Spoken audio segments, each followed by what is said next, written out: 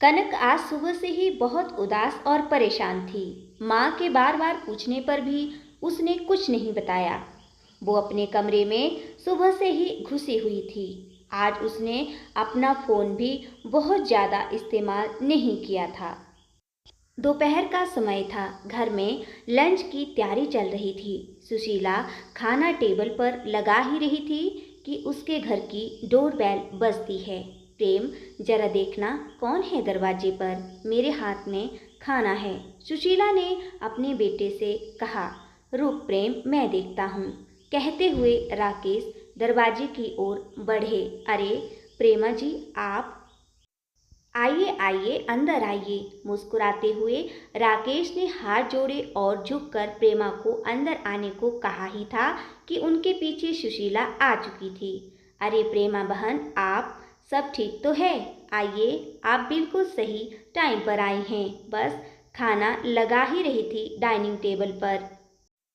सुशीला ने प्यारी सी स्माइल देते हुए कहा। हाँ, वो सब तो ठीक है सुशीला, मैं यहाँ कोई खाना खाने थोड़े ना आई हूँ। अंदर आते हुए प्रेमा ने थोड़ा सा जोश दिखाते हुए कहा। क्या हुआ बहन जी, आप तो नाराज हो रही हैं, कोई बात हुई है क्या? राकेश जी ने प्रश्नसूचक निगाहों से देखते हुए प्रेमा से पूछा। प्रेमा ने उनके प्रश्नों का उत्तर ना देते हुए कहा। कनक कहाँ है? जी वो अपने कमरे में है, अभी बुलाए देती हूँ। पर क्या उसने कुछ किया है? सुशीला ने फिर से वही प्रश्न किया। कनक का जिक्र चल ही रहा था, तब तक वो भी अपने कमरे से निकल बाहर डाइनिंग हॉल में आ जाती हैं। नमस्ते आंटी जी। कनक ने अपने सर पर चुन्नी करते हुए प्रेमा को विश किया। नमस्ते। तो ठीक है कनक, पर ये बताओ तुम कल से सूरज से बात क्यों नहीं कर रही हो और अपना फ़ोन क्यों बंद करके बैठी हो? प्रेमा ने कड़क तेवर में कहा। अब घर के सारे सदस्य सहित प्रेमा भी कनक को ही देख रहे थे।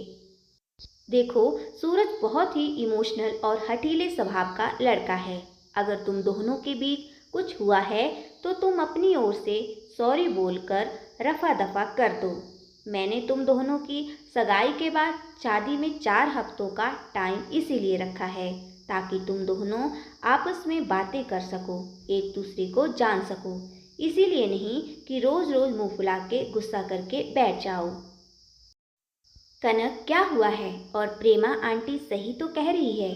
अरे छोटे मोटे झगड़े तो अक्सर होते ही रहते हैं कपल्स में। अब हमें ही देख लो, शादी के इतने दिनों बाद भी तेरी माँ मेरे से रोज झगड़ा कर ही लेती है, फिर भी मुझे सॉरी बोल मामला रफा दफा करना ही पड़ता है।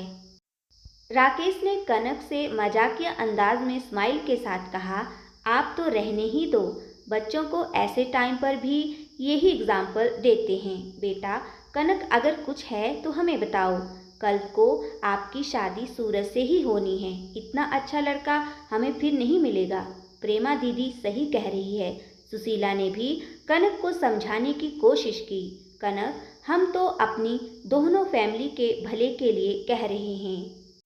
शादी के इनविटेशन कार्ड तक बन चुके हैं, सारे रिलेटिव्स को पता चल चुका है। अब अगर कुछ होता है तो क्या कह के उन्हें मना करेंगे, ये हमारी दोनों फैमिली की नाक का सवाल है। और अब प्रेमा ने सुशीला की ओर देखा। सुशीला, मैंने तुम्हारी बात पर भरोसा करके अपनी दोस्ती को रिश्तेदारी में बदलने की कोशिश की, लेकिन यह कनक तो कल से सूरज को नाराज करके बैठी है। वो कह रहा है माँ तुमने न जाने कैसी अनपढ़ टाइप की लड़की ढूंढी है मेरे लिए। अब तू तो जानती है सुशीला, मेरा सूरज बाहर पढ़ा लिखा है और ऊपर से थोड़ा हठीला है। अगर उसने एक बार मना कर दिया तो फिर अपने बापू की भी नहीं सुनेगा। अब तू देख ले, इसे उसे सॉरी बोल के मनाना तो पड़ेगा। अब कनक कुछ बोलती उससे पहले ही वहां पर बैठी कनक की छोटी बहन डॉली बोल पड़ी। दीदी क्यों सॉरी बोलेगी जब उनकी कोई गलती ही नहीं है? सॉरी तो आपको और आपके बेटे सूरज को बोलना चाहिए। डॉली की बात सुन के सब हक्के बक्के और हैरान होने लगे। क्यों डॉली, ये क्या कह रही है तू? हाँ, मैं सही कह रही हूँ। कल रात को सूरज जी वीडियो कॉल पर दीदी को सारे कपड़े उतारने और उनकी न्यूड फोटोज देने की डिमांड कर रहे थे, और जब दी ने ये सब करने से मना कर दिया तो अनपढ़ गवार का ठप्पा लगा के मुंह फुला लिया। यही पढ़ाई की है क्या उन्होंने बाहर जाकर? डॉली ने रौब झाड़ रही प्रेमा को उल्टा कटघरे में खड़ा किया। नहीं नहीं, ऐसा नहीं है, तुम शायद गलत समझ रही हो।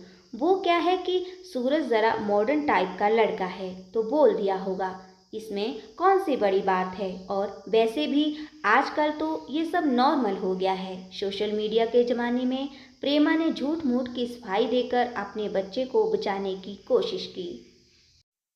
अभी तक शांत और माँ के गले लग गई थी। आप सही कह रही थी प्रेमा जी कि ये हमारे दोनों परिवार के लिए इज्जत और नाक का सवाल है। पर अब सोचने वाली बात यह है कि नाक किसकी कटी है, आपके परिवार की या हमारे परिवार की।